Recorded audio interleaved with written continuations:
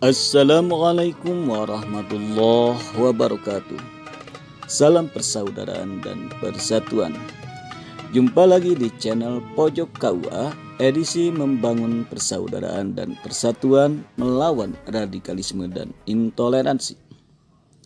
Sobat sekalian, terinspirasi dari berbagai pemberitaan di media massa dan viralnya di media sosial berkaitan dengan penolakan serta persekusi kegiatan peringatan Asyura oleh kelompok pengasuh khilafah, saya angkat tulisan ini dengan tema Khilafah versus Asyura. Sobat sekalian, pengasuh khilafah Hizbut Tahrir berdiri pada tahun 1953 di Palestina dan bergerilya di Indonesia sekitar tahun 80-an dengan memilih sasaran lembaga pendidikan tingkat SLTA dan kampus favorit.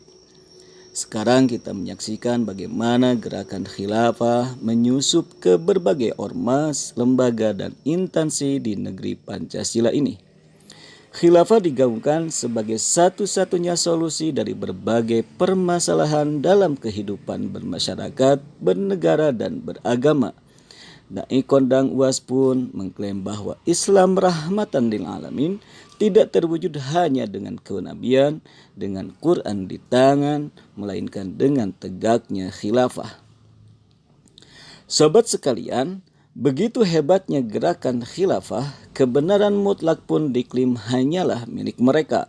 Siapapun yang berbeda apalagi menentang diklaim sebagai sesat, bahkan musuh Allah yang halal darahnya dan harus diperangi. Tahukah Anda siapa sajakah yang diklaim sebagai musuh mereka? Paling tidak ada dua kelompok yang menjadi target indoktrinasi mereka sebagai musuh Allah yang menghalangi tegaknya khilafah, yaitu negara yang dianggap togut dan para ulama moderat nasionalis. Lebih konkretnya adalah Presiden bersama lembaga pemerintah lainnya serta NU dan Muhammadiyah dengan segudang ulama moderat nasionalisnya. Terlebih NU sebagai ormas terbesar yang menjaga banyak tradisi seperti ziarah, Maulid Nabi, dan termasuk peringatan Asyura. Sobat sekalian, terlepas dari itu semua, hemat saya yang paling ditakuti adalah siapapun yang melawan indoktrinasi khilafah, terlebih berani menelanjangi busuknya khalifah yang mereka idolakan. Untuk mengetahuinya, silakan simak video ini hingga tuntas. Sepakat atau tidak, silakan tulis di kolom komentar di bawah ini. Dan bila bermanfaat, bantu kami dengan like, comment, share, and subscribe. Terima kasih dan selamat menyimak.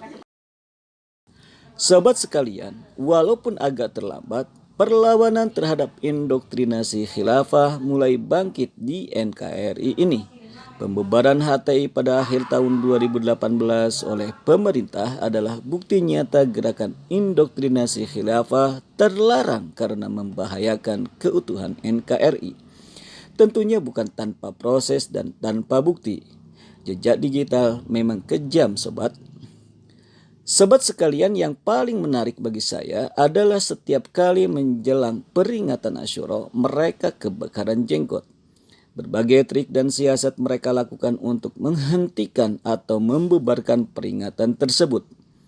Berbagai propaganda disebar dan diviralkan dengan framing ajaran sesat dan bukan Islam. Dalam ilmu komunikasi dikenal teori Big Lie milik seorang Yahudi, Paul Joseph Goebbels, bapak propaganda modern, yang mengatakan bahwa kebohongan yang dikampanyekan secara terus-menerus dan sistematis akan berubah seolah-olah kenyataan, sedangkan kebohongan sempurna adalah kebenaran yang dipelintir sedikit saja. Sobat sekalian, jangan khawatir tentang pelarangan tradisi Asyura. Rasa ingin tahu adalah naluriah manusia dan kodrati. Semakin dikecam dan dipersekusi, semakin membuat penasaran banyak orang, termasuk saya sendiri. Alhasil, dari berbagai literasi akhirnya saya menjadi tahu bahwa Salah satu inti kegiatan peringatan Asyura adalah membuka sejarah pembantaian Al-Husain, cucunda tercinta Rasulullah Sallallahu Alaihi Wasallam oleh pasukan Ibnu Ziyad CS atas perintah Khalifah Yazid bin Muawiyah. Sobat sekalian, perlu saya sampaikan bahwa kegiatan peringatan Asyura sudah menjadi tradisi Islam di Nusantara dan NU adalah ormas yang respek, menjaga dan memelihara tradisi tersebut. Al-Husain dan Ahlul Bait adalah milik kita semua yang mengaku sebagai umat Rasulullah Sallallahu Alaihi Wasallam. Ketika tradisi ini mulai meredup, kita NU harus banyak berterima kasih kepada saudara muslim Syiah yang kembali menggelorakan tradisi dan semangat Asyura. Memperingati Asyura adalah representasi kecintaan kepada Al-Husain dan Ahlul Bait serta perlawanan terhadap kesewenangan dan kezaliman serta kejahatan kemanusiaan yang keji dan biadab. Sobat sekalian, dalam peristiwa Asyura, pelakon protagonis diperankan sempurna oleh Al-Husain beserta keluarga dan rombongannya sebagai korban kejahatan kemanusiaan yang keji dan biadab. Keluarga dan kerabat dekat setia bersama Al-Husain menolak rayuan, tekanan dan ancaman untuk berbaiat kepada sang khalifah hingga berkorban nyawa di Karbala.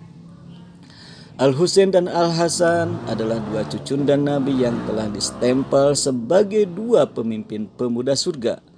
Pengikut setia yang syahid dalam membela Al-Husain di Karbala pastilah bersamanya di surga. Sementara mereka yang terus menyuarakan kebenaran yang berpihak kepada Al-Husain pastilah juga bakal mengikutinya menuju surga. Sobat sekalian, Al-Husain beserta rombongannya adalah warna putih, simbol kesucian dan kebenaran. Kobaran semangat membela Al-Husain dengan pengorbanan jiwa dan raga adalah warna merah, simbol keberanian dan darah pengorbanan. Itulah bendera merah putih kita sebagai simbol kebenaran dan keberanian, simbol keikhlasan dan darah pengorbanan para pahlawan. Sobat sekalian, sementara itu pelakon antagonis juga diperankan sempurna oleh Ibnu Ziyad CS beserta ribuan bala tentaranya atas perintah sang khalifah. Kebengisan dan kebiadaban para pembenci keluarga Nabi diperankan sempurna oleh masing-masing tokohnya. Ada Shimir, Zinan, Ahmad, dan lain sebagainya. Padahal dulu ketika terjadi pemberontakan Gubernur Muawiyah, banyak di antara mereka yang berada di barisan Khalifah Ali bin Abi Thalib sang ayahanda Al-Husain. Gerangan apa yang membutakan mereka hingga tak lagi membela Al-Husain, melainkan balik membantainya? Untuk mengetahui lebih jelas dan rinci, Anda bisa membaca Maktam Al-Husain dalam berbagai versi.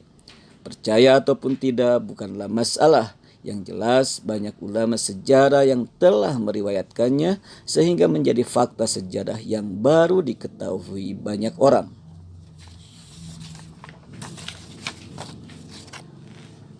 Sobat sekalian, kembali ke tema khilafah versus Asyura.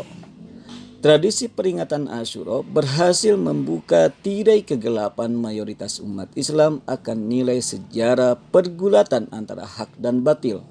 Hak atau kebenaran berada di pihak korban pembantaian yaitu Al-Husain beserta pengikutnya, sementara kebatilan melekat bersama bala tentara pembantai Al-Husain yang dipimpin Ibnu Ziyad CS atas perintah sang khalifah. Sahabat sekalian, dari sinilah kebenaran fakta mulai terkuak. Khalifah berada pada pihak yang keji dan biadab, dan lebih terang benderang manakala kita melihat secara utuh siapa yang menjadi korban kebiadaban sang khalifah. Siapa lagi kalau bukan Al-Husain, cucunda tercinta Rasulullah Sallallahu Alaihi Wasallam yang sudah dimuliakan Allah sebagai satu di antara dua pemimpin pemuda surga. Bahkan baginda Nabi telah bersabda bahwa Husain dariku dan aku dari Husain. Allah mencintai orang yang mencintai Husain. Sahabat sekalian, dari sini Anda bakal penasaran ingin mengetahui lebih jauh siapa sejatinya sang khalifah tersebut. Mengapa dia begitu bernafsu dengan kejam dan biadab menghabisi Al-Husain? Mengapa juga banyak ulama mensahkan pelaknatan terhadap khalifah yang satu ini? Masa ia khalifah Allah sebagai representasi dari khilafah ala minhajin nubuah berbuat keji biadab terhadap cucu dan Nabi sehingga sah untuk dilaknat? Khilafah seperti inikah yang ditawarkan dan dipropagandakan oleh pengasuh khilafah di Indonesia? Jawaban dari pertanyaan-pertanyaan seperti ini memunculkan pertanyaan baru yang semakin dijawab bakal semakin menelanjangi khalifah ini. Jawaban tersebut pada akhirnya bakal menelanjangi kebusukan konsep khilafah yang selama ini digaungkan sebagai mahkota dalam berislam. Sobat sekalian, untuk sementara saya harus menyimpulkan dengan sebuah pertanyaan sederhana. Mengapa mereka, para pengasuh khilafah, kebakaran jenggot dan selalu berupaya menghentikan bahkan mempersekusi peringatan Asyura? Karena Asyura menelanjangi kebiadaban dan kebejatan khalifah serta menyeret kebusukan konsep khilafah yang selama ini mereka gaungkan sebagai satu-satunya kebenaran dan satu-satunya solusi. Bagaimana, sudah paham? Jangan khawatir, Anda tidak dipaksa untuk paham dan sependapat. Anda boleh berapologi karena itu adalah hak Anda. Tulis aja di kolom komentar di bawah ini. Sobat sekalian, bagi saya Asyura adalah modal awal dan titik tolak untuk terus mengkaji konsep khilafah. Saya pikir dan yakin bahwa kebobrokan khalifah-khalifah lainnya bakal terkuak dan dengan sendirinya bakal menyeret kebusukan konsep khilafah yang digaungkan dan viral hari ini. Mohon bersabar dan nantikan pembahasan di episode selanjutnya. Bila bermanfaat, dukung kami dengan like, comment, share, and subscribe. Terima kasih, salam persatuan dan persaudaraan. Wallahul muwaffiq ila aqwamit thoriq. Wassalamualaikum warahmatullahi wabarakatuh.